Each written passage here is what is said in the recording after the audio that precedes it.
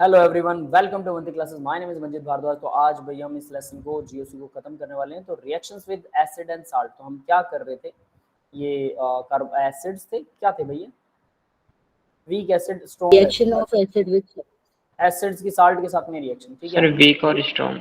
ये स्ट्रॉन्ग है वीक और एसिड और स्ट्रॉन्ग है। ये साल्ट हो सकता है या वीक एसिड हो सकता है, ठीक है, या तो साल्ट है या वीक एसिड है। अगर इसकी रिएक्शन करवाएंगे तो NaY बनेगा, ठीक है। H पॉजिटिव आयन जिसके साथ जाएगा वो कंजुगेट एसिड बनेगा, याद रखना। H पॉजिटिव आयन यहाँ पर जा रहा है, HX बन रहा है कंजुगेट एसिड, ये बन गया कंजुगेट एसिड, ठीक है। तो ये Na के साथ में Y लगेगा, डेफिनेट सी बात है। तो यहाँ Y चला गया, ये salt of strong acid, strong acid का साल्ट बना। क्यों? एसिड के साथ Y लगा हुआ था ना, कंजुगेट बेस बनेगा। तो ये स्ट्रॉन्ग एसिड था, तो इसके साथ में Na पॉजिटिव तो स्ट्रॉन्ग था, ये ऑब्वियस सी बात है, तो स्ट्रॉन्ग साल्ट बनेगा, ठीक है। Salt of strong acid. Clear है ये बात सबको? Yes sir. Remark, stronger the acid displaces the weaker acid. Stronger acid हमेशा वीक एसिड को डिस्प्लेस करता है, ये तो कहानी सबको पता है ना? यस सर, पहले से ही। ठीक है, हाँ, हमेशा स्ट्रॉन्ग एसिड वीक को डिस्प्लेस करेगा from the weaker acid metal salt, और वीकर एसिड मेटल साल्ट से भी the weaker acid is released out as a gas और लिक्विड और precipitate out as a solid. तो वीकर एसिड जो होता है वो गैस हो सकता है, वो बाहर निकल जाएगा गैस की फॉर्म में या लिक्विड की फॉर्म में, या फिर पीपीटी बन जाएगा, precipitate out as a solid. PPT क्या होते हैं भाई? जब दो लिक्विड्स को मिलाया जाता है, उन दोनों में से इनसॉल्युबल सब्सटेंस, सफेद निकल जाता है। कोई रिएक्शन, नॉट ओनली व्हाइट बेटा, जब कोई रिएक्शन होकर पीला भी होता है सर, किसी भी तरह का हो सकता है, कोई भी सॉलिड अगर अलग हो जाए, रेड भी होते हैं, सब तरह के होते हैं, ऑरेंज भी होते हैं, सब होते हैं, ब्लैक भी होते हैं, ब्लैक पीपीटी भी होते हैं। तो किसी भी तरह का सॉलिड अगर रिलीज हो रहा है, दो लिक्विड्स को मिक्स किया आपने और कोई रिएक्शन हुई और उसमें एक चीज ऐसी थी जो दोनों लिक्विड्स में अब घुल नहीं रही है, वो नीचे बैठ गई, सॉलिड रिएक्शन, सॉलिड चीज बाहर निकल गई, उसको बोलते हैं प्रेसिपिटेट, ठीक है। Weaker acid can not डिस्प्लेट the stronger acid from the salt, तो ये वो नहीं कर सकते हैं। फेसिबल, ये देखिए, फेसिबल मतलब पॉसिबल। NaCl H2SO4 के साथ में डेफिनेटली NaSO4 और HCl बना सकता है। HCl वीकर एसिड है, ये वीक एसिड है। क्लियर है ये बात? ये स्ट्रॉन्ग एसिड है, ये स्ट्रॉन्ग एसिड होता है। क्या बेटा? HCl तो स्ट्रॉन्ग एसिड होता है, लेकिन H2SO से वीक है ना, H2SO से वीक है सर यस सर। हाँ, हम कंपैरिजन कर रहे हैं ना इसका और इसका, तब तो ये वीक हो जाएगा, ठीक है। आगे देखिए, Na2SO4 HCl के साथ। हाँ बेटा, ये H2SO4 भी गला देता है कि ग्लास हो? नहीं, वो ग्लास को नहीं गला सकता, भले ही वो स्ट्रॉन्गर है HF से, फिर भी ग्लास को डिसॉल्व नहीं कर सकता। क्यों? क्योंकि फ्लोरीन आयन होता है वो बहुत छोटा होता है, वो अंदर घुस जाता है और बॉन्ड तोड़ देता है। फ्लोरीन नेगेटिव आयन अंदर घुस के बॉन्ड तोड़ देता है, समझ गए? इस वजह से वो ग्लास पिघल जाता है HF में, जबकि H2SO4 में कोई छोटा यूनिट होता नहीं है। H पॉजिटिव आयन तो फिर सभी एसिड्स में होता है, फिर तो सभी H पॉजिटिव आयन तो किसी भी एसिड में घुस सकता है, लेकिन वो उसको कुछ अफेक्ट करता नहीं है। But fluorine negative ion affect करता है, वो अंदर घुस जाता है ग्लास के और वो उनके बॉन्डिंग को तोड़ देता है। That's it. यस, क्लियर है बेटा? Na2SO4 यानी इन दोनों की रिएक्शन दिखा रही है, Na2SO4 और HCl। भाई जब रिएक्शन फॉरवर्ड जा रही है तो यही रिएक्शन बैकवर्ड कैसे जा सकती है? नो रिएक्शन, ठीक है, क्योंकि ये क्या है, स्ट्रॉन्ग एसिड का साल्ट है, समझ में आ रही है। और ये क्या है, ये भाई SO4 तो H2SO4, देखो सीधी सी बात, इसको मिलाओगे तो H2SO4 बनेगा, सोडियम को NaCl बना दो, बना के देखो, HCl H2SO4 नहीं बना सकता, he can't make his father, सीधी सी बात है, वो अपने फादर को थोड़ा बनाएगा, फादर ही बच्चे को बना सकता है ना, वो प्रोड्यूस कर सकता है। तो ये लाइक दैट वैसा ही कुछ है। आगे देखिए, यहाँ पर आपको साल्ट मिल रहा है वीक एसिड का, ये क्या है, HSO3 के साथ CH3 लगा हुआ है, सल्फोनिक एसिड आ गया। H2SO3 सल्फोनिक एसिड होता है, H2SO3 मिथाइल सल्फोनिक एसिड है, ये मिथाइल लगा हुआ है इसके साथ, ठीक है। तो ये क्या करेगा, H पॉजिटिव आयन रिलीज कर देगा, यहाँ पर कार्बोक्सिलिक एसिड बन गया प्लस फ्लेक्सिबल, CH3SO3 नेगेटिव बन गया। फर्दर देखिए, यहाँ पर एक और साल्ट दे रखा है, वही सेम साल्ट है, PHOH यानी कि फिनोल दे रखा है, फिनोल की रिएक्शन करवाना है, तो H पॉजिटिव आयन यहाँ से हट जाएगा, मतलब फिनोल एक बेटर एसिड है इसके मुकाबले। और carboxylic acid is stronger than phenol, अगर आपने याद किया हो, याद है? Yes sir. आई वाली लिस्ट में हाँ, ये नॉट पॉसिबल दे रखा है, याद रखना, नॉट पॉसिबल, कहीं इसको आप मतलब ये कर दो कि अरे ये तो रिएक्शन सर ये फेसिबल पॉसिबल है? हाँ, फेसिबल का मतलब होता है पॉसिबल, पॉसिबल का मतलब है जो चीज चल सके, फेसिबल एक्चुअल में मतलब है कि जो चलेगा, जो काम करेगा, ठीक है, उसको पॉसिबल लिखना सर मतलब है। एग्जिस्ट करता है। यस। हाँ, ये रिएक्शन हो जाएगी, ये रिएक्शन हो जाएगी, इसका मतलब ये रिएक्शन हाँ हो सर जाएगी। ऐसा कर सकते हैं। सेम वर्ड है ना, इसलिए सिमिलर वर्ड, वो पॉसिबल वर्ड हमेशा यूज नहीं होता। थोड़ा सा पॉसिबल वर्ड का मतलब है कि ये संभव है, संभव तो कुछ भी है, ठीक है, प्रेशर और टेम्परेचर बदल दो तो, लेकिन नॉर्मल कंडीशंस में जो चीज अपने आप हो जाती है उसको फेसिबल बोलते हैं, पॉसिबल नहीं बोलते। इंग्लिश वर्ड है, सेम ही चीज है, कोई फर्क नहीं है, ठीक है, क्लियर है बेटा? Yes sir. सॉल्ड एग्जांपल देखते हैं अब जी जरा। सर। देखिए, which of the following reaction is possible, इनमें से कौन सी रिएक्शन है जो पॉसिबल है? तो यहाँ इसने कार्बोक्सिलिक एसिड दिया और Na लगा दिया, तो क्या होगा भाई? H, इन दोनों में से स्ट्रॉन्ग एसिड कौन सा है? ये वाला इस एसिड से स्ट्रॉन्गर था, याद है? ये वाला एसिड स्ट्रॉन्गर होता है, पहला एसिड HCOOH। तो भाई ये तो साल्ट बन चुका है, तो क्या ये एसिड की हिम्मत है कि सर इसको ये H दे दे? नहीं H दे, नॉट पॉसिबल। क्लियर है? तो यहाँ पर लिखा Yes. हुआ है yes sir. Not No, possible reverse. B के केस में देखो क्या, इसमें डबल बॉन्ड ब्रेक होकर सिंगल वाटर, एक तो वाटर है सर, वाटर वाटर तो इज वीक ही होता है। Stronger acid than acetylene. मतलब ट्रिपल बॉन्ड वाला जो एसिड होता है उससे स्ट्रॉन्गर होता है, तो ये बना सकता है डेफिनेटली। क्या बनाएगा ये? देखिए, HC ट्रिपल बॉन्ड CH और प्लस में क्या आ जाएगा? NaOH, NaOH। Sir H2 NaOH। NaOH, ऐसा कुछ। H पॉजिटिव आयन इधर चला गया, Na इधर चला गया, NaOH। इज दिस, ये पॉसिबल हो जाएगा। NaOH यस सर स्ट्रॉन्गर ठीक बेस है। होता है, ये बेस है, तो क्या यहाँ पर जो था ये इतनी हिम्मत रखता है कि NaOH को, मतलब NaOH को डिस्प्लेस कर सके? बिल्कुल ये हिम्मत रखता है, लेकिन एसिड, ये एसिड जो है इसके साथ में H इसको डोनेट कर देगा, बस ये ध्यान रखिएगा। वाटर, क्लियर है? अब ये चीजें याद भी रखनी है, ऐसा नहीं कि आप देख के, शक्ल देख के बता सकते हो, कई बार कंफ्यूजन होता है।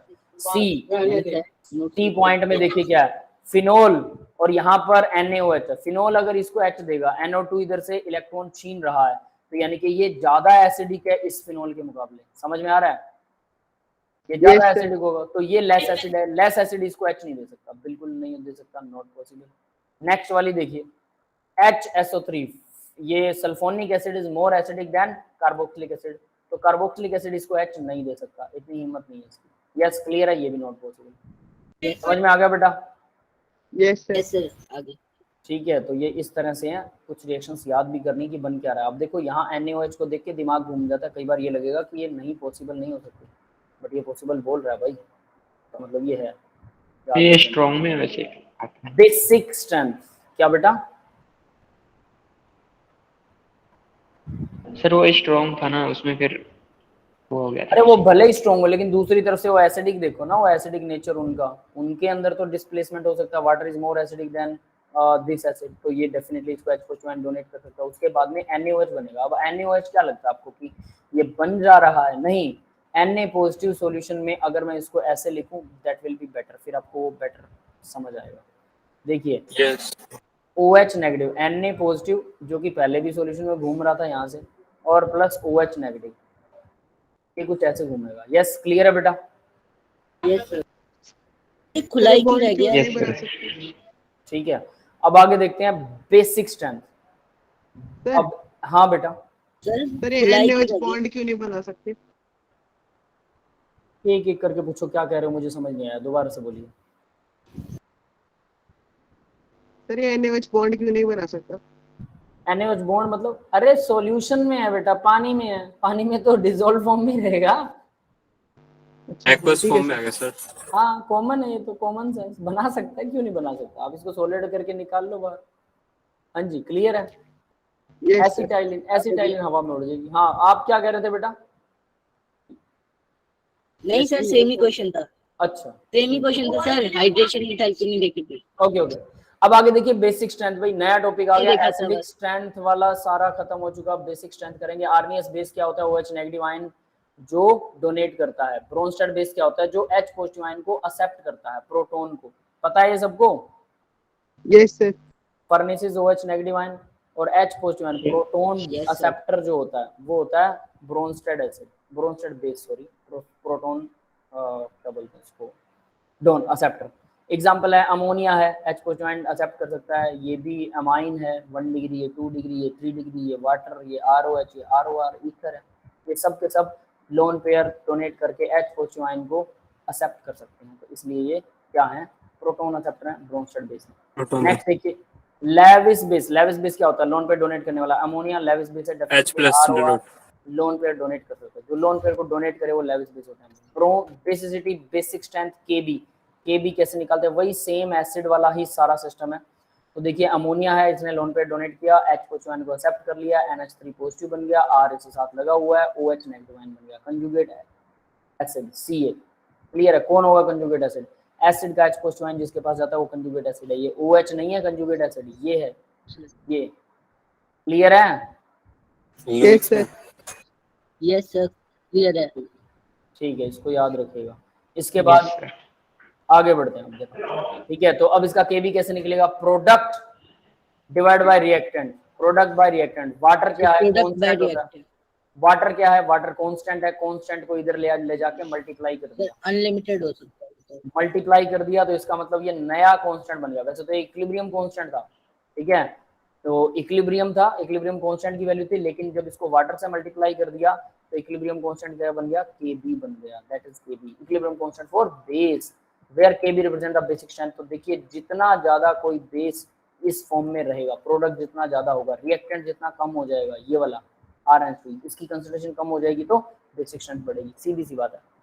तो केबी की वैल्यू तब बढ़ेगी जब वो इस तरफ रहेगा, मतलब इस तरफ वाली कंसंट्रेशन कम रहेगी। तो पी केबी क्या होता है, नेगेटिव लॉग ऑफ केबी होता है। तो stronger the base always has weaker conjugate acid और वाइस वर्सा, ये भी एक चीज याद रखना। कंजुगेट स्ट्रॉन्गर बेस होगा तो कंजुगेट उसका वीकर एसिड, उसका कंजुगेट एसिड वीकर ही होगा। क्लियर है, Yes, sir. Yes, sir. ये इंपॉर्टेंट पॉइंट है, ये चीजें कई बार काम आती हैं बाकी की थ्योरी की जगह पर। ठीक है, आगे बढ़ते हैं। जनरल बेसिसिटी ऑर्डर देखिए भाई, अब बेसिसिटी ऑर्डर इन्होंने दिखा रखा है, सबसे स्ट्रॉन्ग बेसिक बेस इन्होंने दिखा रखा है, R के साथ C नेगेटिव है और 3 R है, मतलब वही CH3 जो हम हाइपर कंजुगेशन के लिए दिखाते हैं, है ना। और यहाँ पर नेगेटिव चार्जेस कार्बन, एक तो ये नेगेटिव, ऊपर से ये CH3 इनको इलेक्ट्रॉन डोनेट कर रहे हैं सारे Sir, के सारे for donor. हाइपर कंजुगेशन से। तो इसका मतलब ये स्ट्रॉन्गली बेसिक होगा, इसे H पॉजिटिव आयन बहुत स्ट्रॉन्गली चाहिए होगा। जो चीज H पॉजिटिव आयन बहुत स्ट्रॉन्गली एक्सेप्ट करती है वो स्ट्रॉन्ग बेस है, याद रखना, समझ में आया। और जो acid H positive ion donate करने के बाद वापस उसकी तरफ मुंह ही ना करे कि जा सिमरन जा जी ले अपनी जिंदगी याद है ना वो डायलॉग सबको, Yes, sir. वैसा कुछ। तो जो Train वाला H positive- incident. जो एसिड H पॉजिटिव आयन को छोड़ दे और कहे कि जा जी ले अपनी जिंदगी, वो सबसे स्ट्रॉन्ग एसिड, वो वापस ना पकड़े उसको। जो H पॉजिटिव आयन को डोनेट करने के बाद थोड़ी देर बाद उसको याद आ जाए, अरे अरे अरे मेरा भाई उसको गले लगा ले, वो एसिड वीक है क्योंकि वो वापस छीन ले रहा है। समझ में आ रहा है, ठीक है। Yes, sir. देखो एसिड्स में भी ह्यूमंस की तरह डिग्निटी होती है। कुछ एसिड्स ऐसे हैं, एक बार छोड़ दिया तो जा भाई जा, दोबारा पलट के देखो। एक बार बोल दिया तो बोल दिया, उसके बाद लेकिन वापस मुड़ के नहीं देखते। वो बहुत रेयर होते हैं, बहुत कम एसिड होते हैं, बहुत स्ट्रॉन्ग एसिड ही ऐसा करते हैं। लेकिन बाकी के एसिड क्या करते हैं पता है सबको, बाकी के एसिड तो कभी छोड़ लिया, कभी पकड़ लिया, सर, कभी मेरा भाई धोखेबाज। लगा। नहीं, वो यूं कहते हैं कभी भाई, कभी छोड़ दिया, कभी लात मार दी, कभी वापस बुला लिया, है ना, ऐसा चलता है लाइफ में। सर लेकिन एक बात है, छोड़ने वाला स्ट्रॉन्ग होता है। स्ट्रॉन्गर वही होता है जो एक बार चला गया, वो उसको छोड़ के चला गया, वापस नहीं आने देगा। तो देखिए ये आ गया। अब यहाँ R2CH है, थोड़ा वीक थोड़ा वीक थोड़ा वीक। अब ये एसिड, अब इन्होंने ये एसिड CH3 जो है वो वीकर एसिड दिखाया, इनके मुकाबले मैंने कहा था RCH3. CH3 नेगेटिव जो है वो सबसे स्ट्रॉन्ग बेस होता है, सबसे स्ट्रॉन्ग बेस। क्लियर है, ये बात समझ में आ रही है। तो Yes, यहाँ sir. पर तो सबसे स्ट्रॉन्ग बेस तो ये वाला आ रहा है। देखो भाई, अब मैं आपको क्लियर कट कर देता हूँ। मैंने जिस बुक से पढ़ा था, मलिक तुलियन मदान, रेफरेंस बुक है, डेफिनेट सी बात है, MSc के अंदर पढ़ी जाती है, मलिक तुलियन मदान, ठीक है, अच्छी बुक है। उसके अंदर CH3 नेगेटिव को हमने पढ़ा था डेफिनेटली कि वो सबसे स्ट्रॉन्ग बेस होता है, वो एग्जिस्ट करना बहुत मुश्किल है।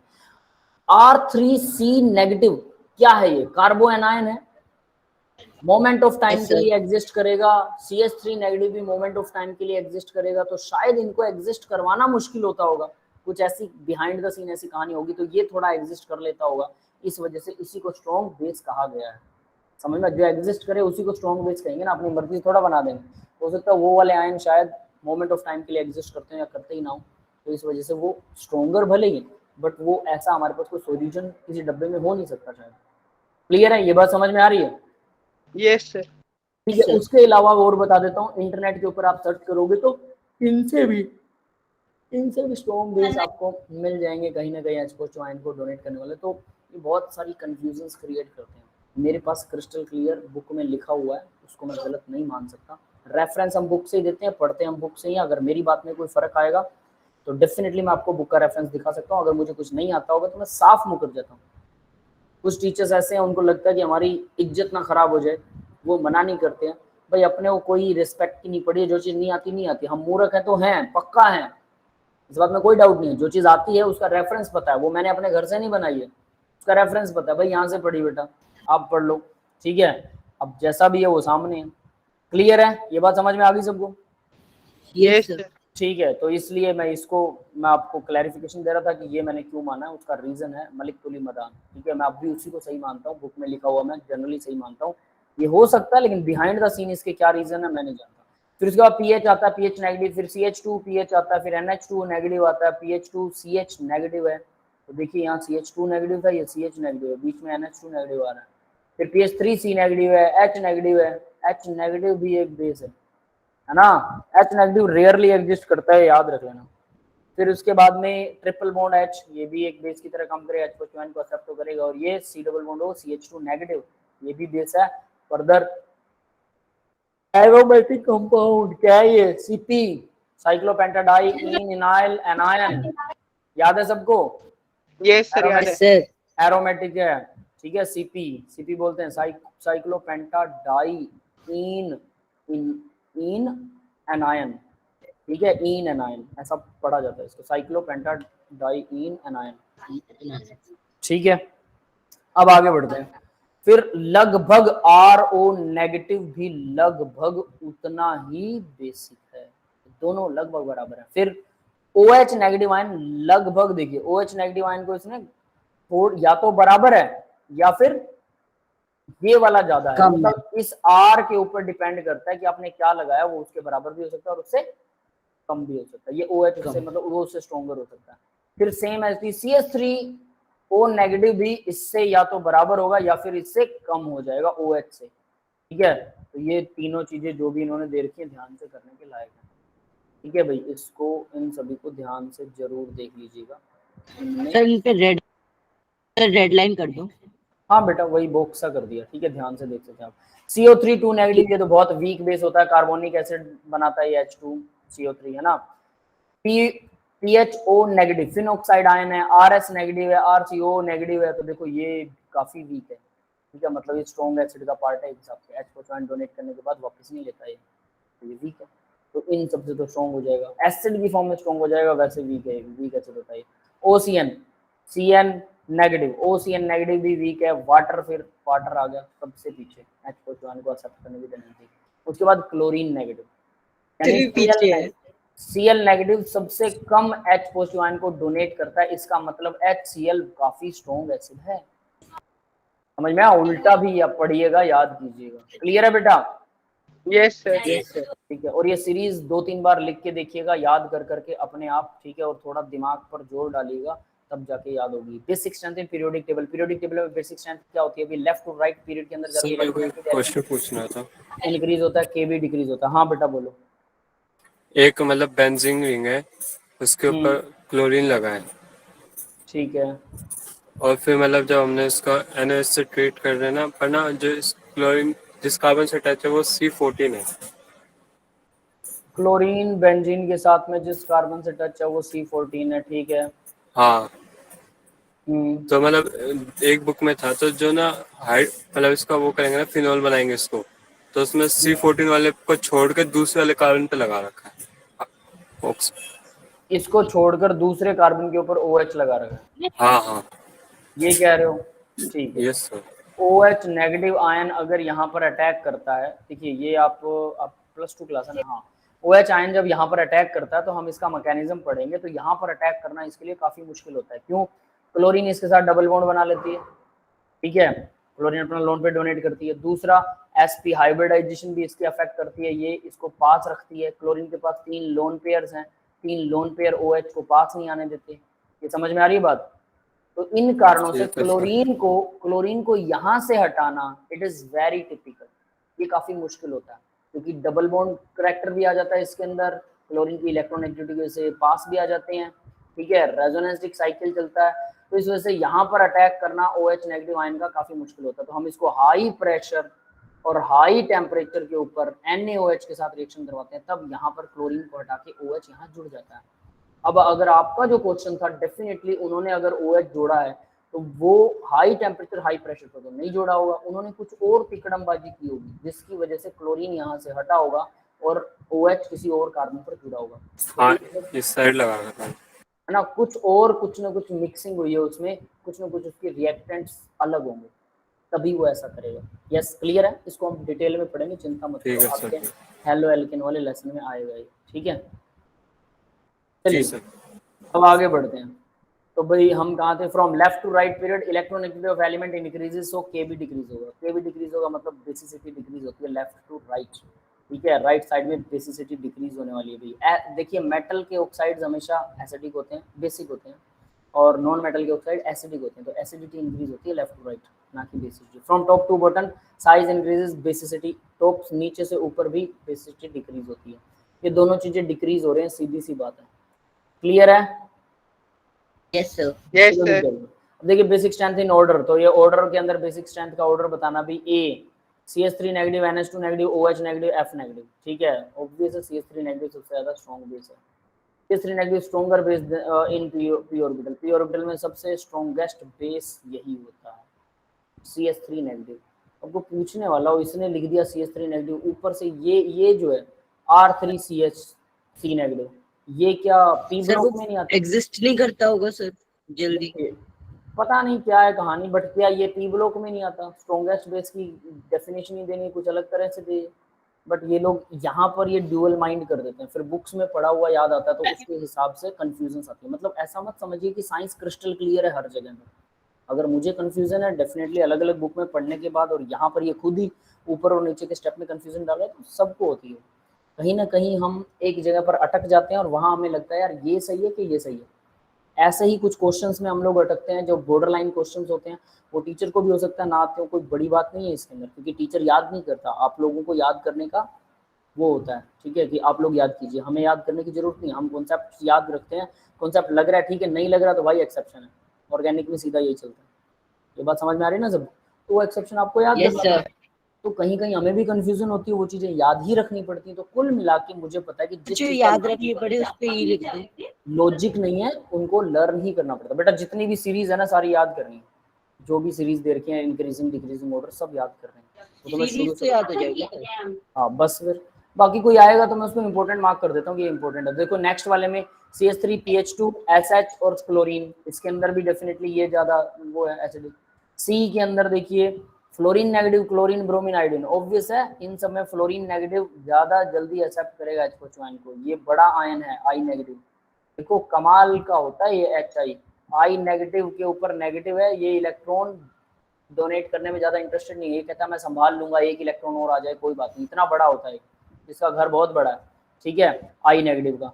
और ये एक और चीज कमाल की बात बताता हूँ, अगर I पॉजिटिव बना रहे ना, I पॉजिटिव, तब भी उसे कोई दिक्कत नहीं, वो इतना बड़ा होता है कि उसके पास इतने इलेक्ट्रॉन है, वो कहता है ठीक है यार मैं पॉजिटिव में भी रह लूंगा, मेरे को कोई दिक्कत नहीं। बिल्कुल मस्त राम आदमी, एक आ जाए तो कोई फर्क नहीं, एक चला जाए तो कोई फर्क नहीं। बिल्कुल ये मस्त राम आदमी होता है I, तो I को जरूर याद रखिएगा। नेक्स्ट देखिए डी केस में OH और SH में डेफिनेटली ऑक्सीजन की इलेक्ट्रॉन ज्यादा, तो वो इलेक्ट्रॉन जल्दी अट्रैक्ट करेगा as compare to sulphur. Next water और H2S में, यहाँ पर ऑक्सीजन यहाँ सल्फर है, तो ऑक्सीजन ज्यादा इलेक्ट्रोनेगेटिव है। आगे अमोनिया और PH3 में नाइट्रोजन मोर इलेक्ट्रोनेगेटिव है PH3 के मुकाबले, तो ज्यादा बेसिक होगा। क्लियर है बेटा? सर हाँ बेटा। Sir down the group size increase होता है तो बेसिक स्ट्रेंथ इंक्रीज नहीं होनी चाहिए? Top to bottom size increases, basic strength decrease होती है। ये देखो ये नीचे ही आता है आयोडीन, नेगेटिव आयन है इसके पास, तो क्या ये नेगेटिव आयन आपको लगता है कि इसको H पॉजिटिव की जरूरत है? साइज इंक्रीज हो रहा है, ये कहता है ठीक है मैं रख लूंगा नेगेटिव आयन मुझे। सर अगर आरएनएस कॉन्सेप्ट से देखें तो अगर आई नेगेटिव बढ़ा है तो OH जो होता सर है वो लुईस आई कॉन्सेप्ट से देखे तो मतलब इलेक्ट्रॉन जाता है तो बेस होना चाहिए ना। क्या होना चाहिए? लुईस बेस से देखे तो इलेक्ट्रॉन जाएगा और जैसे आई माइनस लोन पेयर डोनेट कर सकता है सर, कर सकता है, तो बिल्कुल उसे कर तो सकता बेस होना चाहिए ना। बेस है वो ये। ताकतवर बेस। ताकतवर क्यों है? ताकतवर तो बाकियों के साथ कंपेयर करोगे तब पता लगेगा ना। फ्लोरीन जो है लोन पेयर जल्दी डोनेट करेगा, वो H पॉजिटिव आयन को जल्दी ज्यादा अट्रैक्ट करेगा as compare to I negative. I negative कहता है कि मैं अपने आप में स्टेबल हूं, मुझे नहीं है जरूरत किसी की।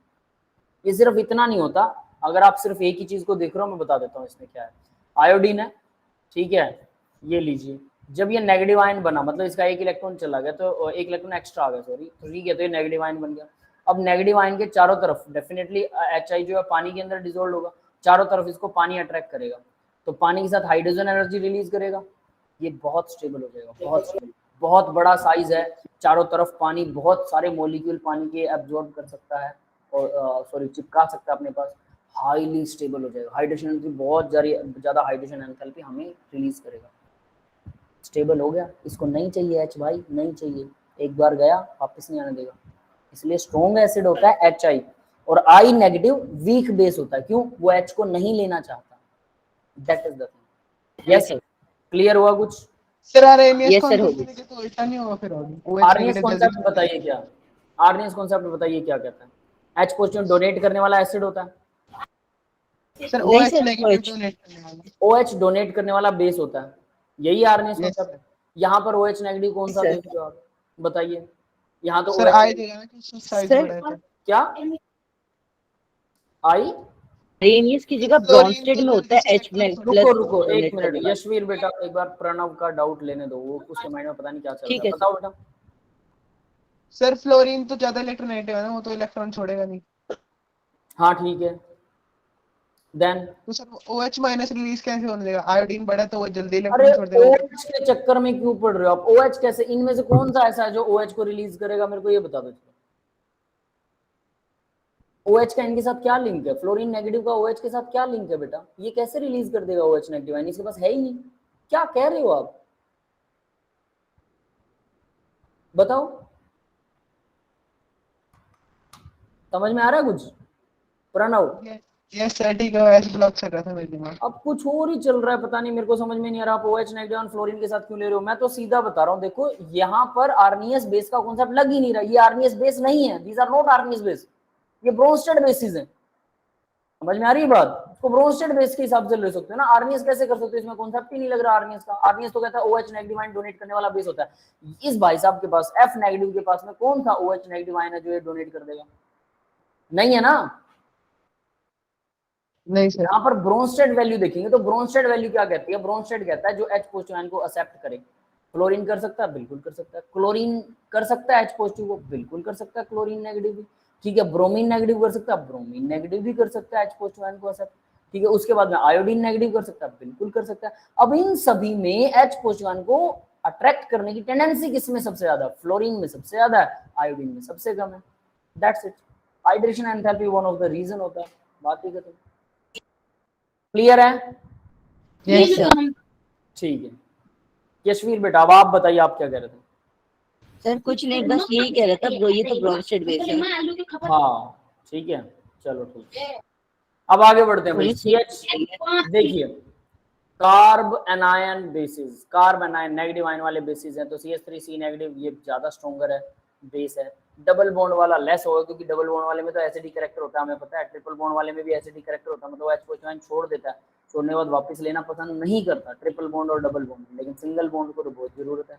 इलेक्ट्रॉन एक्टिविटी इंक्रीज होती है, Kb की वैल्यू डिक्रीज होती है, ये लाइन भी याद रखना है, ठीक है। अब देखिए आगे बहुत सारे ये ऑर्डर्स हैं, सारे याद होने चाहिए। ये स्ट्रॉन्गर बेस है, CH3 CH2 CH2 नेगेटिव, बजाय की डबल बॉन्ड वाले की। क्यों भाई?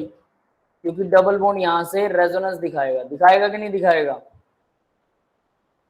अगर sir. H पॉजिटिव आयन यहाँ आया तो ये नेगेटिव यहाँ चला गया, जब यहाँ आएगा तो ये नेगेटिव यहाँ चला जाएगा। मतलब इस H पॉजिटिव आयन को पागल बना के रखेंगे कि कभी बेटा इधर आ जा, कभी बेटा उधर चला जा, है ना, कभी इस गेट से आ, कभी उस गेट से आ, करना धराना कुछ नहीं है। यस क्लियर है?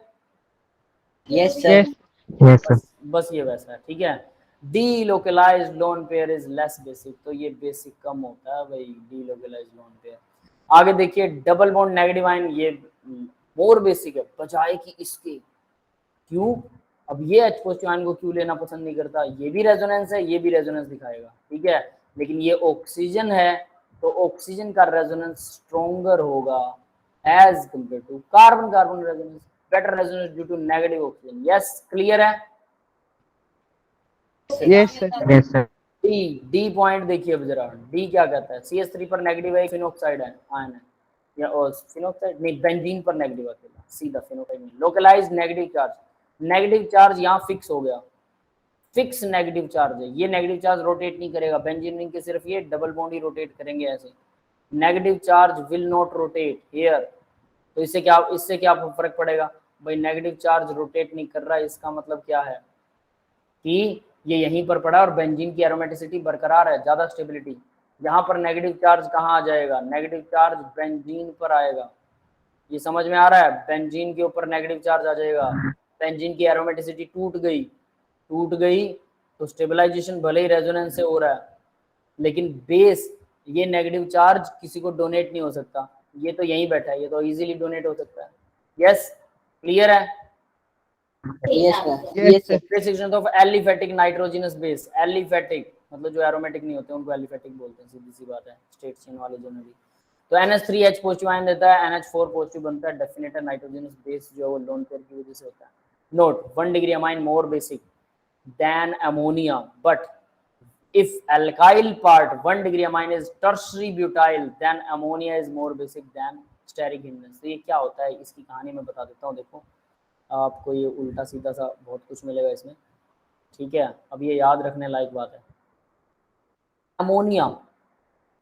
अमोनिया अगर अकेला है, हवा में है, ठीक है, इसके लोन पेयर को कोई स्टेबलाइज नहीं कर रहा, लोन पेयर किसी को डोनेट नहीं कर रहा, है ना, इसको H पॉजिटिव आयन नहीं मिल रहा। वाटर में है तो इसको H पॉजिटिव आयन मिल जाता है, OH नेगेटिव और H पॉजिटिव आयन वाटर के अंदर मिल जाता है। यस क्लियर है? Yes sir. तो इन दोनों जगहों को देखते हुए इसकी बेसिसिटी पे फर्क पड़ता है, काफी सारा फर्क पड़ता है। तो हमने क्या निकाला फिर लास्ट में? तो देखो भाई एक नंबर आता है 213, ठीक है, 213 एक नंबर है, एक नंबर है 1 जो है वो हमेशा सेकेंडरी रहेगा, 3 1 2 312, ठीक है, ये समझ में आ रहा है? Yes sir. जो नंबर 213 जो नंबर छोटा है की चेन छोटी होगी, ठीक है, जो नंबर बड़ा है उसकी चेन बड़ी होगी, ठीक है। अब ये क्या कह रहा है वो बता देता हूँ कि 3 डिग्री, अब ये जो 312 दिखा रखा है 312, ये 3 डिग्री 1 डिग्री और 2 डिग्री है, और जो छोटा है वो 213 जो है 2 डिग्री 1 डिग्री और 3 डिग्री डिग्री है, ठीक है। अभी इसका मतलब क्या है? 2 डिग्री अमाइन अगर नाइट्रोजन के साथ में R लगा है, RNH2 है, तो 2 डिग्री अमाइन और इस R की वैल्यू अगर CH3 है, CH3NH2 अगर ये है तो 2 डिग्री 1 डिग्री और 3 डिग्री इन द सॉल्यूशन बात कर रहे हैं, हवा में बात नहीं कर रहे, याद रख लेना। तो 213 नंबर बनेगा, 2 डिग्री वाला जो है वो क्या होगा? ज्यादा बेसिक होगा as compare to 1 degree and as compare to 3 degree. Yes clear है? सही नंबर का रोल क्या है? बताता हूँ, दोबारा से बताता हूँ, देखिए क्या है। नंबर का कोई रोल नहीं है बेटा, वो हमने एक्सपेरिमेंटल निकाला है। देखिए नाइट्रोजन है, नाइट्रोजन के साथ 2 CH3 लगा दिए मैंने, ठीक है, ये 2 CH3 लगा दिए, एक लगा दिया H, 2 डिग्री अमाइन है, yes sir. More basic than 1 degree. 1 degree amine क्या होगा भाई? सिर्फ एक CH3NH, एक CH3 लगा हुआ, इससे ज्यादा बेसिक है। यस क्लियर है ये बात? Yes और sir. मोर बेसिक देन, अब ये ध्यान देना जरा, मोर बेसिक देन 3 डिग्री से ज्यादा बेसिक है। ये समझ में आ गया भाई? दैट इज ऑर्डर, मतलब ये है 2 डिग्री, ये है 1 डिग्री, ये है 3 डिग्री। क्लियर है? ये समझ में आ रहा है? जी सर। Yes sir. ठीक है, 213 और 312 पहचानेंगे कैसे? पहचानोगे? बताता हूँ रुक जाओ। ठीक है, तो ये देखो 1-2 डिग्री, अगर CH3 यहाँ पर लगा हो तो ये ऐसा ऑर्डर फॉलो होता है। अब अगर एमाइन के साथ CH3 की जगह पर, अब ये ध्यान देना, एमाइन के साथ CH3 की जगह पर CH2CH3 लगा है, CH2CH3, क्लियर है? और इधर भी CH2CH3 लगा है,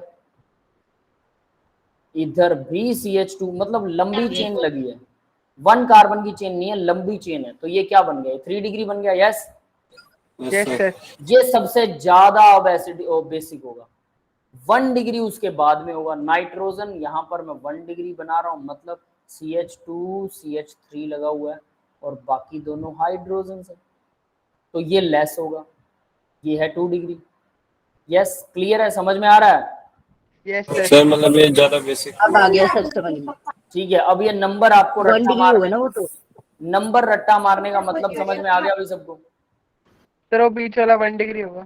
सर वो 1 डिग्री होगा बीच वाला, जिसे 2 डिग्री लिखते हैं। हाँ, गलत लिख दिया मैंने, सॉरी। ठीक है, तो अब ये 1 डिग्री है। अब इसके बाद में ये देखिए, अब यहाँ पर 2 डिग्री आएगा, तो CH2 CH3, यहाँ पर भी CH, मतलब कोई भी चेन हो CH3, अगर वो एक कार्बन से ज्यादा बड़ी है ना, याद रख लेना, एक कार्बन से ज्यादा बड़ी अगर कोई चेन है तो डेफिनेटली वो इस कैटेगरी में आएगी। 312 नंबर लगेगा, बड़ी चेन। 312 मतलब बड़ी चेन, और 213 मतलब छोटी चेन। यस, क्लियर है ये बात? Yes yes sir. सर ठीक है। ठीक है, अभी मुझे ना एक डाउट हो रहा है, 321 क्या दो वाले को 1 2 3 123 नहीं सही है, मुझे वो नंबर सही से याद है कि नहीं, मैं ये कंफर्म कर रहा था। ठीक है, चलिए अब आगे बढ़ते हैं जरा। तो ये इस तरह से वर्क करता है। अभी तो यहाँ से अब आपको आसानी से याद हो जाएगा। 1 degree amine is more basic than ammonia, ammonia से ज्यादा बेसिक है 1 डिग्री। ठीक है, तो देखो भाई, अमोनिया से तो ऑब्वियस है 1 डिग्री अमाइन जो है वो अमोनिया से ज्यादा बेसिक है। अमोनिया के साथ इसमें कंपेरिजन करेगा अकेला NH3। But if alkyl part of 1 degree amine is tertiary butyl, अब ये देख लेना, एल्काइल पार्ट जो लगा हो 1 डिग्री अमाइन का टर्शरी ब्यूटाइल है, then ammonia is more basic due to steric hindrance, तब अमोनिया मोर बेसिक हो जाता है। अब ये समझ में आया भाई, टर्शरी ब्यूटाइल। 3 ब्यूटाइल। अब ये भी देखिए क्या कह रहा है, अमोनिया जो है वो मोर बेसिक है, ये इसलिए ऐसा बोल रहा है। ठीक है, 1 डिग्री अमाइन मोर बेसिक, और ammonia is more basic than 1 degree amine. तो 1 डिग्री अमाइन का मतलब यहाँ पर मैं R लगा देता हूँ। ठीक है, ये H है, ये भी H है, तो ये 1 डिग्री अमाइन है। क्लियर है? Yes sir. ये ज्यादा बेसिक, ये ऐसा कह रहा है कि ये ज्यादा बेसिक है। ठीक है, हमने मान लिया दिस इज मोर बेसिक, कोई दिक्कत नहीं है। ठीक है, ये यहाँ पर इसको बॉक्स कर देते हैं। अब इसी के केस में इसने क्या कहा है दोबारा, ये कहता है अब रिवर्स हो जाएगा केस, अगर अमोनिया की जगह यहाँ नाइट्रोजन के साथ में जो 1 डिग्री अमाइन है, ठीक है, यहाँ पर अगर मैं कार्बन की चेन क्या लगा रहा हूँ, टर्शरी ब्यूटाइल लगा रहा हूँ। टर्शरी ब्यूटाइल क्या होता है? सर एक कार्बन से 3 मिथाइल ग्रुप। ठीक है, ये है टर्शरी ब्यूटाइल ग्रुप। ठीक है, अगर ये लगा हुआ है तो ये ज्यादा बेसिक होगा as compare to ammonia. Yes, ये क्लियर है सबको? Yes sir. और ये भी, अब याद रखना, ये भी 1 डिग्री अमाइन ही है, दोनों 1 डिग्री है। तो भाई ये एक्सेप्शंस हैं, सीधा सीधा याद करने आपको, इनका कोई सिर पैर तो है नहीं। ये कहानी कैसे आई, स्टेरिक हिंड्रेंस की वजह से ऐसा हो गया, सोलवेंट इफेक्ट से ऐसा हो गया, ठीक है, फ्री फॉर्म में था तो कैसा हो गया, मतलब ये 2-3 तरह की चीजें इसको अफेक्ट करती हैं। लास्टली इसका रिजल्ट बता रहा हूँ मैं सभी को सीधा सीधा, तो रिजल्ट याद कीजिए, सीधा हमें ईजीनेस रहेगी। तो ये समझ में आ गया भाई, caused by the bulky nature of the group. तो यहाँ पर इसने दिखा रखा है RNH2 में RNH2 जो है वो ज्यादा एसिडिक है, वो बेसिक है, सॉरी, ठीक है। और नेक्स्ट में अगर टर्शियरी ब्यूटाइल है, ये रहा टर्शियरी ब्यूटाइल, तो अमोनिया ज्यादा बेसिक। उल्टा लिख दिया क्या मैंने? यस सर, हाँ उल्टा लिख दिया। More basic than ammonia, ammonia से ज्यादा बेसिक है, ठीक है, लिख तो सही रखा है यार। 1 degree amine more basic than ammonia, बिल्कुल अमोनिया से ज्यादा बेसिक है। 1 डिग्री अमाइन, अच्छा ये रहा 1 डिग्री अमाइन अमोनिया से ज्यादा बेसिक है, ठीक है। और अगर टर्शियरी ब्यूटाइल है तो टर्शियरी ब्यूटाइल अमोनिया से ज्यादा बेसिक है। सही है क्या? सही लिखा हुआ सर है? उल्टा लिखा है आपने। उल्टा लिखा। पता नहीं सर, दिख नहीं रहा कुछ भी। रुकिए, if the 1 degree amine is tertiary butyl then ammonia is more basic because steric hindrance है यार। दोनों ने एक ही बात नहीं क्या रखी? 1 degree amine is more basic than ammonia, ammonia से ज्यादा बेसिक है 1 डिग्री अमाइन अमोनिया। अच्छा ये ऑर्डर उल्टा लगा दिया मैंने। 1 degree amine is more basic than ammonia, ये ऐसे आएगा अभी, ठीक है। और ammonia is more basic than 1 degree amine हो जाएगा, फिर उल्टा, दोनों में उल्टा कर दिया। क्लियर है अभी? Yes yes sir. सर। तो यहाँ अमोनिया ज्यादा। एक बार इसके बारे में भी समझाई दो आप। देखो ये क्या कहता है भाई कि अगर ये टर्शियरी ब्यूटाइल है, टर्शियरी ब्यूटाइल क्या करता है? स्टेरिकली हिंड्रेंस क्रिएट करता है। हिंड्रेंस की वजह से लोन पेयर डोनेट करने की टेंडेंसी जो है वो क्या हो जाती है? कम या ज्यादा? बढ़ जाएगी। ज्यादा होनी चाहिए, है ना। ये और साथ में ये हाइपर कंजुगेशन इफेक्ट भी देता है। लेकिन सोलवेंट इफेक्ट की वजह से, सोलवेंट में पानी में रहने की वजह से लोन पेयर की डोनेशन की पावर कम हो जाती है और अमोनिया की बढ़ जाती है। ये बात समझ में आई? ये पानी का इफेक्ट है। दो तरह के इफेक्ट यहाँ पर काम करते हैं। एक वाटर का इफेक्ट काम करता है, वाटर में जुड़ने के बाद में हाइड्रोजन बॉन्डिंग बनती है, ठीक है। अमोनिया वाटर के साथ हाइड्रोजन बॉन्ड बनाता है। हाइड्रोजन बॉन्ड की वजह से लोन पेयर को डोनेट करने की टेंडेंसी कम हो जाती है। लेकिन अगर कोई स्टेरिक हिंड्रेंस या फिर कोई लंबी चेन जुड़ रही है, उसकी वजह से लोन पेयर डोनेट करने की टेंडेंसी बढ़ जाती है। दोनों का साइमल्टेनियसली एग्जैक्ट इफेक्ट जो है वो डिफाइन करता है कि कौन सा मोर बेसिक होगा, कौन सा लेस बेसिक होगा। यस, क्लियर है? Yes sir. Water as a solvent काफी कुछ अपने अंदर मतलब रखता है, जिसमें वैरायटीज आ जाती है सर। बिल्कुल, वो वेरिएशन वाटर की वजह से है और इसी वजह से स्टेरिक हिंड्रेंस को भी वो रोक देता है और बहुत कुछ पंगे करता है। तो इस वजह से ऑर्डर कुछ, तब वाटर यूनिवर्सल सॉल्वेंट भी तो है। हाँ, वाटर को यूनिवर्सल सॉल्वेंट कहते हैं, लेकिन आप हायर क्लास में पढ़ोगे ammonia is better solvent than water. Ammonia अच्छा सॉल्वेंट है। रिएक्शन आप लोग यूज नहीं करते बेटा, आपके स्टडी में नहीं है ना। आगे हायर क्लासेस में बीएससी सर हम अमोनिया यूज करने लगे तो फिर हम लोग लैब ही उड़ाने वाले होंगे। वो नहीं, केमिकल रिएक्शंस में ना अमोनिया को बहुत सारी रिएक्शंस में यूज किया जाता है। उसको हैंडल करना भी आसान है और बहुत सारी चीज़ों को डिसॉल्व भी कर लेता है। पीएससी फाइनल ईयर में आता है इसके बारे में। Ammonia is better solvent than water. Even water is universal solvent, but ammonia उससे भी अच्छा है। पर क्योंकि वो पॉपुलर नहीं है, क्योंकि ज़्यादातर चीज़ें हम पानी में ही घोलते हैं, पानी हमारे लिए ईजी है, नॉन टॉक्सिक है, बहुत सारी अच्छी बातें हैं उसकी, तो इस वजह से अमोनिया को लेस यूज किया जाता है, क्योंकि वो टॉक्सिक भी तो है ना। चलिए अब आगे बढ़ते हैं।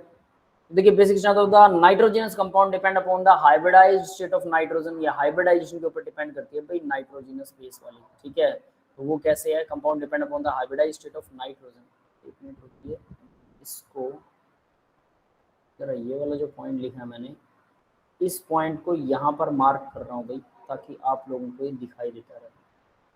क्लियर है? ठीक है। Basics of nitrogen compound depend upon hybridization of the nitrogen. तो देखो हाइब्रिडेशन पे डिपेंड करेगा। sp3 लोकलाइज्ड है, इसकी ज्यादा होगी। sp2 डीलोकलाइज्ड है, लोन पेयर की वजह से कम हो गया। sp2 डीलोकलाइज्ड है, यहाँ पर भी डीलोकलाइज्ड है।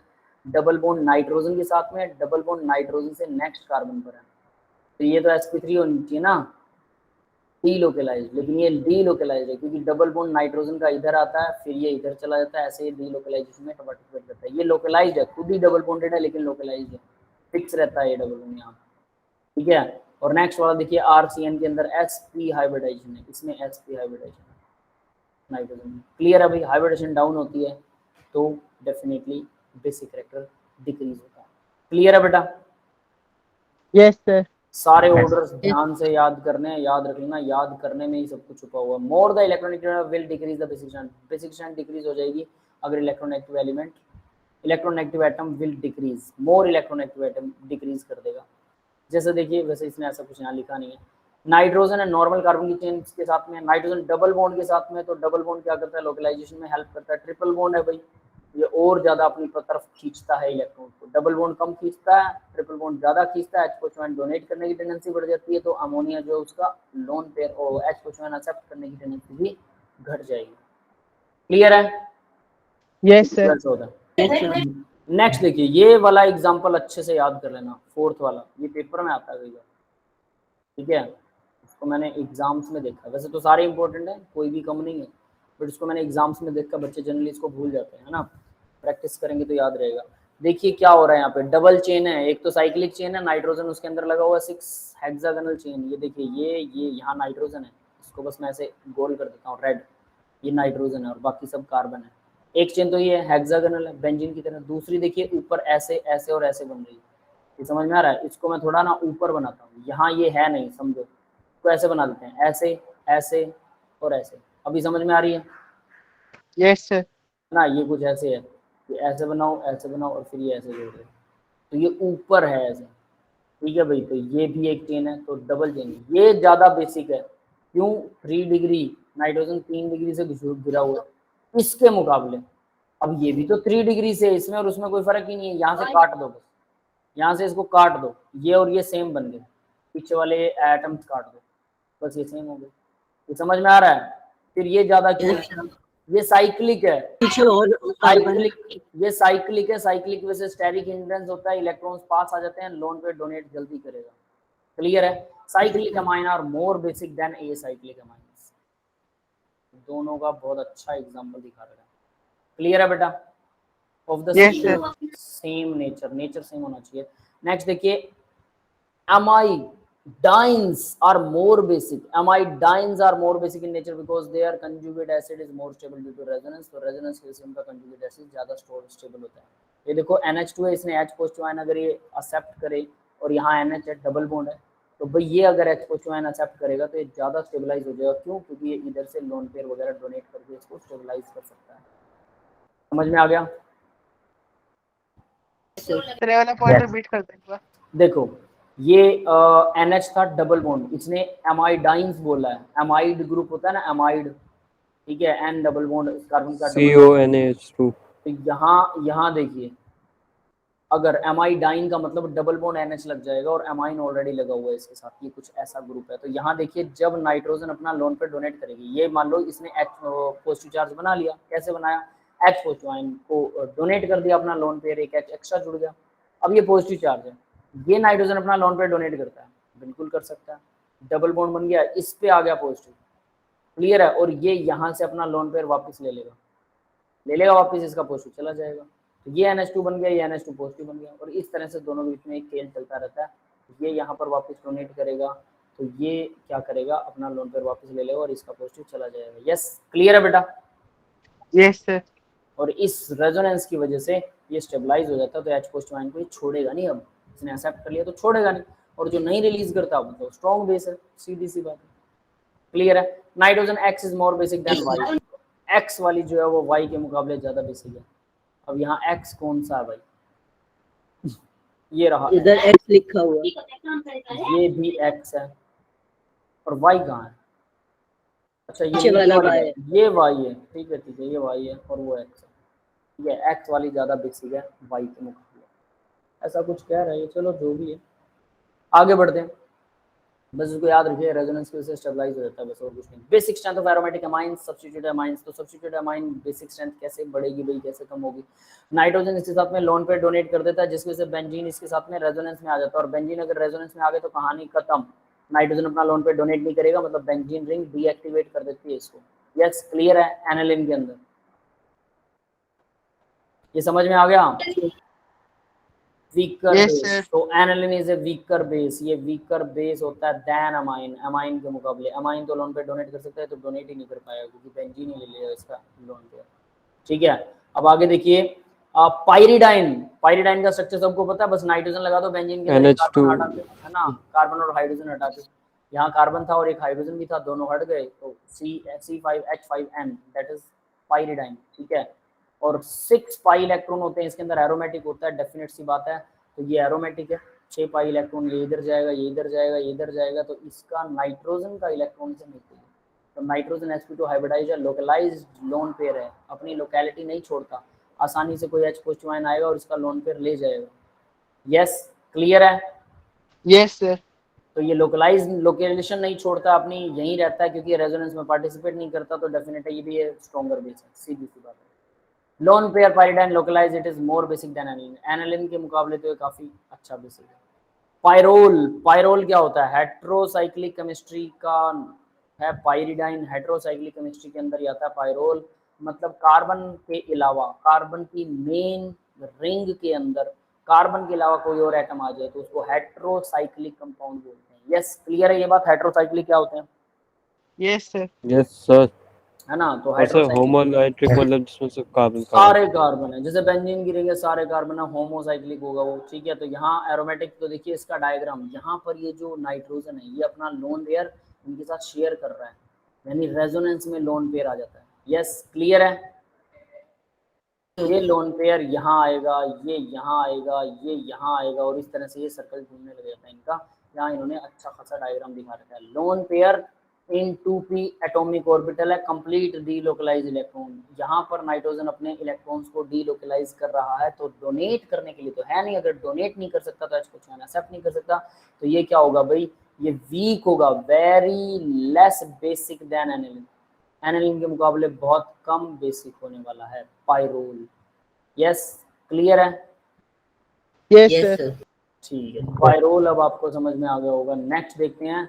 अब देखिए ये है पाइरिडाइन, ये है NH2 लगा हुआ एनिलीन, है ना, और ये है पायरोल। तो भाई पाइरिडाइन सबसे कम, सबसे ज्यादा बेसिक है, क्यों? क्योंकि ये लोन पेयर इजीली लोकलाइज होता है। फिर NH2 के अंदर ये डीलोकलाइज हो जाता है, बेंजीन को डोनेट हो जाता है, और यहाँ पर भी ये डीलोकलाइज्ड रहता है, याद रखना दोनों में। लेकिन यहाँ जो डीलोकलाइजेशन है ये कंप्लीटली डीलोकलाइजेशन है, यहाँ पर भी कंप्लीट डीलोकलाइजेशन है। दोनों में फर्क क्या है? दोनों में फर्क ये है कि अगर यहाँ लोन पे डोनेट एक करते में हो, रेजोनेंस की वजह से, दोनों में रेजोनेंस है बेटा, यहाँ लोन पे डोनेट करते हो तो बेंजीन की एरोमेटिसिटी टूट जाएगी कि नहीं? Yes sir. Yes sir. तो less stable molecule, less stable हो जाए तो बेंजीन इससे लेना पसंद कम ही करेगा, हालांकि बेंजीन एक्सेप्टिंग ज्यादा होता है, लेकिन एट लीस्ट यहाँ पर अगर वो लोन पे डोनेट करता है तो मॉलिक्यूल क्या बन गया? एरोमेटिक। एरोमेटिक। ये लोन पे तो एरोमेटिक बन रहा, मतलब ये इसमें रहना पसंद करेगा, और ये नॉन एरोमेटिक बनता है तो ये इसमें रहना पसंद नहीं करेगा, तो नहीं करेगा पसंद, तो इसका मतलब ये लोन पेयर ज्यादा नहीं लेगा तो हम नाइट्रोजन लोन पे डोनेट कर देगा। नाइट्रोजन लोन पे डोनेट कर सकता तो इसका मतलब उसकी बेसिक स्ट्रेंथ इसकी ज्यादा और इसकी कम। Yes, got it? Yes sir. यहाँ लिख दूं इसको? ये लिख रखा है यार, मेरे को जरूरत ही नहीं। तो देखो भी ये एरोमेटिक है, इसके अंदर एरोमेटिक है, और नाइट्रोजन जो है H पोस्टवाइन जुड़ने के बाद एरोमेटिक रहता है, ये भी H पोस्टवाइन जुड़ने के बाद ये एरोमेटिक ही रहता है, इन्होंने दिखा रखा है, अच्छा दिखा रखा है, ठीक है। और यहाँ पर अगर H पोस्टवाइन जोड़ देंगे तो ये नॉन एरोमेटिक बन जाएगा, जबकि ये एरोमेटिक था, ये एरोमेटिक है, ठीक है। और अगर ये H आपने जबरदस्ती इसके साथ जोड़ दिया तो नॉन एरोमेटिक बन जाएगा, एरोमेटिक टू नॉन एरोमेटिक। इसका मतलब ये H पोस्टवाइन इजीली एक्सेप्ट नहीं करना चाहेगा, मतलब सबसे वीक होगा। ये एरोमेटिक है लेकिन इसमें डोनेट करने के बाद भी एरोमेटिक रहता है, मतलब H पोस्टवाइन एक्सेप्ट करने के बाद। ये एरोमेटिक है लेकिन अगर इसने लोन पेयर डोनेट कर दिया तो नॉन एरोमेटिक हो जाएगा, इसकी बजाय ये मतलब लोन पेयर बेंजीन को दे दे तो नॉन एरोमेटिक हो जाएगा, अगर वो किसी और को दे दे तो एरोमेटिक ही रहेगा, किसी और को देने के बाद एरोमेटिक है डेफिनेटली ये इसके मुकाबले तो ज्यादा बेसिक है। यस, क्लियर है बेटा? Yes sir. है ना? हाँ भाई, किसी और को कोई डाउट है क्या? कोई किसी को डाउट आ रहा हो तो बता देना, घबराने का नहीं। यस, बाकी के बच्चे अजय, अमर, सौरभ, आनंद, सबको समझ में आ रहा है ना? ठीक है, यस सर, आ रहा है। ठीक है भाई, चलिए अब आगे बढ़ते हैं जरा। नेक्स्ट देखते हैं, सब्स्टिट्यूटेड अमाइंस हैं। इलेक्ट्रॉन रिलीजिंग ग्रुप क्या करेगा? Positive negative, positive mesomeric effect देगा, इंक्रीज होगा केबी में। इलेक्ट्रॉन रिलीजिंग ग्रुप क्या करेगा भाई? ऑब्वियस है, एनिलीन्स के अंदर एनिलीन को नाइट्रोजन को लोन पे डोनेट करने में हेल्प करेगा, इंक्रीज करेगा केबी। और इलेक्ट्रॉन विड्रॉइंग ग्रुप क्या करता है भाई?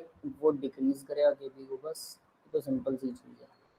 आगे देखिए, steric effect of ortho effect aniline. Ortho effect भी होता है, ये अब आपको ऑर्थो इफेक्ट पता होगा। ऑर्थो चाहे कुछ भी हो, ऑर्थो पर इलेक्ट्रॉन विड्रॉइंग हो, इलेक्ट्रॉन एक्सेप्टिंग हो, लेकिन ऑर्थो इफेक्ट का मतलब है कि वो सर बहुत स्टेबल कर देगा, ज्यादा एसिडिटी को बढ़ा देता है, याद रखना एसिडिटी को बढ़ा देता है। तो यहाँ पर कोई ग्रुप लगा है, उस ग्रुप की वजह से देखिए H पॉजिटिव आयन ये इजीली एक्सेप्ट कर रहा है क्या, कुछ हो रहा है ऐसा। और तो substituted aniline are mostly weaker bases than aniline, क्योंकि वो एसिडिटी को बढ़ाता है, बेसिसिटी को नहीं बढ़ाता। ये समझ में आ रहा है? Yes sir. ऐसे मत समझना कि वो हमेशा सभी चीजों को बढ़ा देता है इफेक्ट को, वो एसिडिटी को बढ़ाता है, बेसिसिटी को नहीं बढ़ाता, ये याद रखना। ठीक है, आगे बढ़ते हैं अब जरा। नेक्स्ट देखो, ortho substituent causes steric hindrance to solvation in product, conjugate acid और cation के बीच में steric hindrance क्रिएट कर देता है ऑर्थो सब्स्टिट्यूएंट।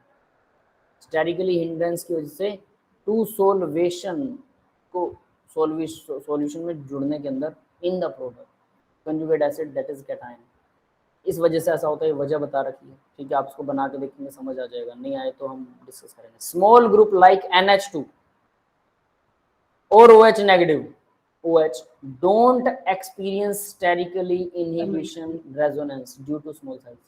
बड़ा ग्रुप होना चाहिए तभी वो स्टेरिकली इनहिबिशन रेजोनेंस दिखाएगा, वो रेजोनेंस नहीं कर पाएगा, छोटे ग्रुप ऐसा नहीं कर पाएगा। तो कॉमन सी चीज बता रही है। तो देखो भाई, ग्रुप जो है NO2 लगा रखा है, NO2 इलेक्ट्रॉन एक्सेप्टिंग होता है, negative inductive negative mesomeric, benzene से ले रहा है इलेक्ट्रॉन, तो नेगेटिव इंडक्टिव नेगेटिव मेसोमेरिक। तो नाइट्रोजन का इलेक्ट्रॉन क्या होगा, नाइट्रोजन का इलेक्ट्रॉन एक्सेप्टेड हो जाएगा बेंजीन के द्वारा, तो नाइट्रोजन लोन पे डोनेट करने के लिए देगा, इसकी वजह से क्या होने वाला है, बेसिसिटी कम हो जाएगी। यस, क्लियर है? Yes sir. ठीक है, नेक्स्ट वाले में इसमें भी कम होनी चाहिए बेसिसिटी, इसमें भी कम होनी चाहिए, लेकिन और इसमें कोई असर नहीं होना चाहिए क्योंकि NO2 लगा नहीं हुआ। लेकिन देखो, बेसिसिटी कम हो जानी चाहिए किसकी, ऑर्थो वाले की सबसे कम होनी चाहिए, लेकिन ऑर्थो वाले की सबसे ज्यादा है। बेसिसिटी सबसे कम है कि सबसे ज्यादा है? बेसिसिटी सबसे ज्यादा किसकी है भाई, एनिलीन की। सर एनिलीन की।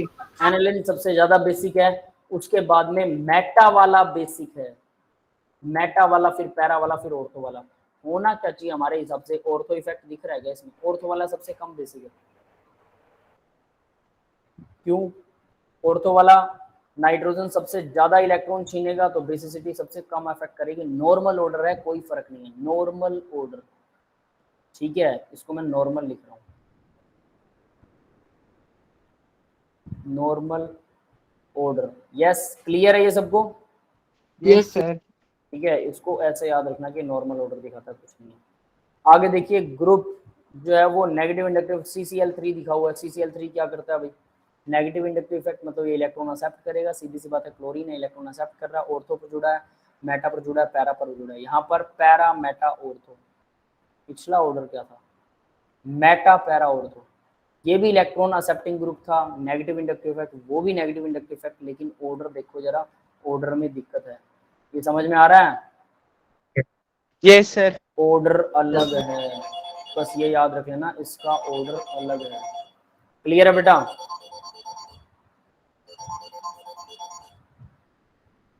यस, ये क्लियर है सबको? Yes sir. सर पैरा पहले के बारे में एक्सप्लेन कर दो। बताता हूँ देखिए, ठीक है, यहाँ पर पैरा के ऊपर ये लगा हुआ है, तो पैरा के अंदर मतलब पैरा भी इलेक्ट्रॉन एक्सेप्ट कर रहा है, ठीक है, पैरा भी इलेक्ट्रॉन एक्सेप्ट कर रहा है, ऑर्थो भी इलेक्ट्रॉन एक्सेप्ट कर रहा है, मेटा भी इलेक्ट्रॉन एक्सेप्ट कर रहा है। तो होना क्या चाहिए, इंडक्टिव डिसाइडेड द ऑर्डर, सिर्फ इंडक्टिव इफेक्ट डिसाइड करता है ऑर्डर को, तो इंडक्टिव इफेक्ट के हिसाब से ऑर्थो कोई असर नहीं कर रहा। रुको देखते हैं इसको, पैरा वाला ये है सर, मेसोमेरिक शायद प्लस वाला शो कर रहा होगा, एनिलीन का सबसे ज्यादा, फिर उसके बाद पैरा वाले का, फिर मेटा करता है, फिर ऑर्थो करता है। हाँ ठीक है, इसकी वजह देखिए, पैरा सबसे दूर होता है, ठीक है, इलेक्ट्रॉन एक्सेप्ट लेट करेगा, मेटा नजदीक है, ऑर्थो सबसे नजदीक है, सबसे जल्दी इलेक्ट्रॉन एक्सेप्ट करेगा, तो मतलब सबसे कम बेसिसिटी को कम करेगा सबसे ज्यादा ये, फिर ये कम करेगा, फिर ये बहुत दूर बैठा है, सिर्फ इंडक्टिव इफेक्ट है, इस वजह से ये सबसे कम इफेक्ट करेगा। यस, क्लियर है? Yes sir. ठीक है, नेक्स्ट देखिए बेटा, सी NH2 क्लोरीन। अब क्लोरीन क्या करता है, इंडक्टिव इफेक्ट भी दिखाता है और मेसोमेरिक इफेक्ट भी देता है, बट इंडक्टिव इफेक्ट ज्यादा दिखाता है, तो इंडक्टिव इफेक्ट की वजह से ऑर्थो मेटा पैरा वही सेम टू सेम ऑर्डर, और कुछ नहीं है। क्लियर है? Same order. Yes sir. Next वाले में देखिए, अब नेक्स्ट वाले के अंदर ऑर्डर थोड़ा सा बदल गया, पैरा इसमें मेटा मजा है। एनिलिन बीच में आ गया और ऑर्थो इधर है। अब एनिलिन बीच में क्यों है? ऑर्थो इफेक्ट की वजह से। प्लस यहाँ आई। पर ऑर्थो इफेक्ट आ रहा है, ये प्लस आई इफेक्ट दिखा रहा है सिर्फ, प्लस आई, ये प्लस आई प्लस हाइपर कंजुगेशन दिखा रहा है। क्लियर है? मोर डोमिनेटिंग, Yes, और इसमें sir. हाइपर कंजुगेशन मोर डोमिनेटिंग है, इस वजह से सबसे पहले पैरा आएगा, फिर मेटा आएगा, फिर एनिलिन आएगा, फिर ऑर्थो आएगा। क्लियर है? यस अब इसको याद करना पड़ेगा, डिफाइन इसने सब कुछ कर रखा, but you should have to learn this. Next के अंदर अगर ओ एम ई लगा हुआ है, ओ एम ई, और ये इसने सबके साथ लगा दिया ऑर्थो मेटा पैरा, तो ये कह रहा है पैरा ऑर्थो और मेटा, ये ऑर्डर भी वैसा कुछ होने वाला है, पैरा एनिलिन फिर ऑर्थो फिर मेटा। ठीक है, ओ एम ई, इसके अंदर पॉजिटिव इंडक्टिव और मेसोमेरिक और नेगेटिव इंडक्टिव इफेक्ट लगता है दोनों के दोनों। ठीक है, कर लोगे सभी? सर ये Yes, ओ sir, करिए। OM ये बीच में कहाँ लगा रखा है? बीच का मतलब बेटा ये एक बार ऑर्थो पे लगेगा, फिर मेटा पे लगेगा, फिर पैरा पे लगेगा, आप तीनों पे खुद लगा लो, इसका मतलब ये ओके है। सर। ठीक है, यहाँ देखो ये ऑर्डर उसने का काम खत्म करो। हाँ, वो कह रहा है शॉर्टकट मारो। ठीक है ये अब एक ही रह गया, बाकी तो बच्चों को समझ आ ही जाएगा, कर लो भाई अपने आप, जैसा मैं बोल रहा हूँ कि कर लोगे, जिसको भी वही भाषा आ रही है। ठीक है, नहीं होता Yes, तो sir. मैं इसको डिटेल में करवा सकता हूँ, कोई दिक्कत वाली बात नहीं है, कोई अगर बोल रहा है तो मैं ये डिटेल तो में। देखते ही समझ आ गया अब तो, मेसोमेरिक ठीक प्लस है। वाला तो मेसोमेरिक वाले आगे आ गए। ठीक है, नेम ऑफ एनिलिन, देखो सोलवेंट इफेक्ट ऑन बेसिस, भाई सोलवेंट इफेक्ट मीथेन एनमाइन है, N N dimethyl amine 3 point, ये पीके की वैल्यू पीकेबी की वैल्यू दे रखी है 3.38 3.225 नहीं याद करने की तो जरूरत नहीं है ना। पीकेबी की वैल्यू जिसकी जितनी कम है उतना ज्यादा वो बेसिक है, याद रख लेना। पीकेबी की वैल्यू याद नहीं रखनी है, लेकिन इनके ऑर्डर जरूर याद रख लेना, ये टेबल बहुत काम की है। ट्रेंडिंग का ट्रेंड आपको याद रखना होगा, समझ में आ रहा है? ऑर्डर ही लिख दो भाई। ऑर्डर लिख लो, Yes, खुद sir. लिख लो आराम से, कौन ज्यादा है कौन कम है उसके हिसाब से। The order of solvation ion ठीक है। आर एज फॉलो, तो ये ऑर्डर सॉल्वेशन का कैसे फॉलो होता है यहाँ इन्होंने वो दिखा रखा होगा। अमोनिया आयन देखो, वाटर के साथ में अमोनिया कैसे जुड़ता है, यही चीज मैंने आपको सबसे शुरू में लिखवाई थी। ठीक है, ये ऐसे हाइड्रोजन बॉन्डिंग बनाता है, 3 degree 1 degree 2 degree 3 degree. Solution effect कैसे दिखाता है, तो दोनों को इन्होंने ओवरऑल करके सेट करके और फिर एक ऑर्डर दिखाया होगा। Greater the stability of the substitution ammonium ion, so stronger will be the corresponding amine as a base on the basis of the two sequences. ये रहा वो जो मैंने आपको सबसे शुरू में लिखा था, on the basis of the above two sequences we can say that the basic strength of amine is combined effect of inductive effect। तो ये combined effect होता है inductive effect का, डेफिनेट है, स्टेरिक हिंड्रेंस का, यस, सोल्वेशन का, इन सब का। So the aqueous face KB order is, aqueous face में केबी का ऑर्डर क्या होगा, आर एन एच ज्यादा होगा, कौन सा ये 2 डिग्री, फिर 1 डिग्री, फिर 3 डिग्री, फिर अमोनिया। Yes, yes sir. तो इसको मैं लिख सकता हूँ 213। फिर दूसरे वाला देखो, देखो आर की वैल्यू अगर CH3 है तो दे भी रखा है, आर की वैल्यू अगर CH3 छोटा ग्रुप है, और फिर दूसरे वाला क्या दे रखा है, अगर आर की वैल्यू C2H5 है, दे रखा है 213 है ना, तो दूसरा कहाँ आएगा, कहाँ दे रखा 213? सर, मुझे लगा 213 का वो 2 और 1 दूसरे दे वाले रखा में है ना। यहाँ मुझे पर लगा 2 डिग्री ही है, देखिए यहाँ पर 2 डिग्री है, 2 डिग्री सर यहाँ पे 231 बन रहा है। 3 डिग्री। हाँ, ये गड़बड़ है, मुझे लगा था कि मैं शायद कुछ गड़बड़ तो नहीं कर रहा था, ये 231 है, मतलब 2 डिग्री हमेशा होगा। लेट्स करेक्ट इट, अभी मैं उसको चेक कर रहा था कि मुझे वो याद सही है कि नहीं है।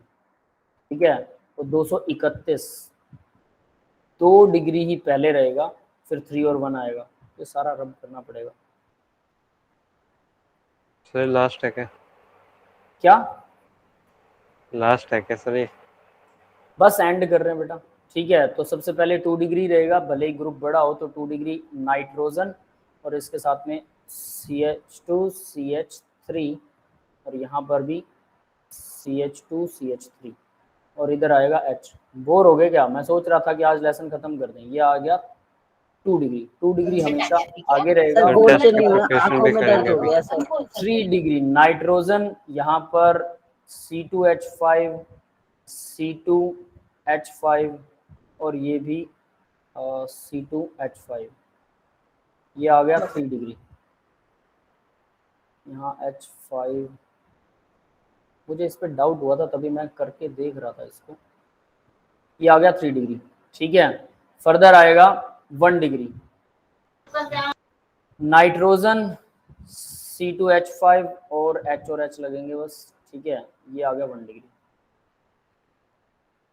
1 डिग्री। यस, क्लियर है। Yes Yes, sir. sir. तो यहाँ ये 312 नहीं आता, ये 231 आएगा, 231, 2 पहले आएगा, बस ये याद रख लेना। मुझे याद था कि मैं कुछ ऐसी गड़बड़ कर रहा हूँ, मैंने चेक करके देखा, मैंने कहा नहीं 1 और 3 तो पहले आ ही नहीं सकता, बट मैं ये भूल गया कि 2 को दोनों में पहले रखना, ठीक है। तो काफ़ी दिन हो जाते हैं ऑर्गेनिक करवाओगे तो हमारे भी दिमाग में से कुछ चीज़ें निकल जाती हैं। तो आगे बढ़ते हैं बेटा, ये लास्ट पेज है, बस लास्ट खत्म कर रहे हैं। Reaction of basis, nature of aqueous solution. तो बेसिस का रिएक्शन, एक्वस सॉल्यूशन का नेचर। अमाइंस जो है देखो वाटर के साथ रिएक्शन करती हैं, NH3OH नेगेटिव, NH3 और RNH3 पॉजिटिव, OH नेगेटिव, ये कुछ ऐसे जुड़ जाता है। H पॉजिटिव इसके साथ जुड़ा और OH नेगेटिव इसके साथ में जुड़ गया, इसी को ऐसे दिखा रहेगा, बस बात एक ही है, दोनों सेम है। क्लियर है। सर कार्बन ने कोऑर्डिनेशन कंपाउंड कैसे बना लिया? किसने? कार्बन ने? Yes, कार्बन वो नहीं बना रहा, ब्रैकेट कार्बन नहीं बना रहा, नाइट्रोजन है बेटा। अरे इसको तो ऐसे दिखा रहेगा ब्रैकेट में, इसको भी दिखा दो, कोऑर्डिनेशन नहीं है ये, उतना सीरियस मत लो कि ब्रैकेट में कोई भी चीज लिख दी तो कोऑर्डिनेशन हो जाएगी, ठीक है। नेक्स्ट देखो जरा 2 पढ़ डिग्री है, यही हो गया।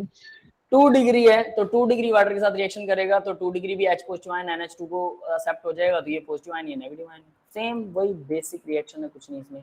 इसके बाद में नेक्स्ट देखिए NH3OH, मतलब ये 3 डिग्री ऑलरेडी RNH3 है, RNH3 एक R लगा हुआ है NH3 अमोनिया के साथ में, मतलब ये ऑलरेडी पॉजिटिव है, सीधी सी बात है। नाइट्रोजन यहाँ पे पॉजिटिव ऑलरेडी, नाइट्रोजन ने 4 बॉन्ड बना रखे हैं, OH नेगेटिव के साथ जुड़ा हुआ है। अगर इसकी रिएक्शन हम FeCl3 के साथ करवाते हैं तो FeOH3 प्लस RNH2Cl बन जाएगा, ब्राउन प्रेसिपिटेट आ जाते हैं, ठीक है। ये एक टेस्ट है। The aqueous solution of amine behave as NH4 positive, तो एक्वस सॉल्यूशन जो अमाइन का है, अमोनिया का एक्वस सॉल्यूशन जो है वो ऐसा बिहेव करता है NH4OH नेगेटिव का। Give the precipitate of ferric hydroxide with ferric chloride, ferric chloride के साथ में ये PPT देता है, ब्राउन PPT, इसको जरूर याद कर लेना। Aliphatic aromatic amine salt because of their basic nature, तो देखो भाई ये भी वही सेम साल्ट बनाएगा, ये भी साल्ट बना रहा है, H पॉजिटिव जोड़ दिया, Cl नेगेटिव उसके साथ जुड़ जाएगा, H2SO4 के साथ में भी ये साल्ट बनाता है, ऐसे से 2 जुड़ गए, सिंपल रिएक्शन है, समझ में आ रही है सबको? Yes sir. Yes, sir, आ गया। सीधी रिएक्शन है, कुछ भी नहीं है। H पॉजिटिव अमोनिया के साथ जोड़ दो, यहाँ H पॉजिटिव सबने जोड़ रखा है, क्लोरीन नेगेटिव, या फिर इसको ऐसे भी दिखा सकते हैं। Salt of amine are ionic compounds and hence water soluble, ये आयनिक कंपाउंड होते हैं इसलिए वाटर में सोल्यूबल होते हैं, ठीक है, ऑब्वियस है, साल्ट हैं सारे के सारे तो वाटर में सोल्यूबल है। Amine salt react with base to give the free amine, तो अगर बेस के साथ इनको रिएक्शन करवा देते हैं OH नेगेटिव के साथ तो फ्री अमाइन हमें वापस मिल जाता है।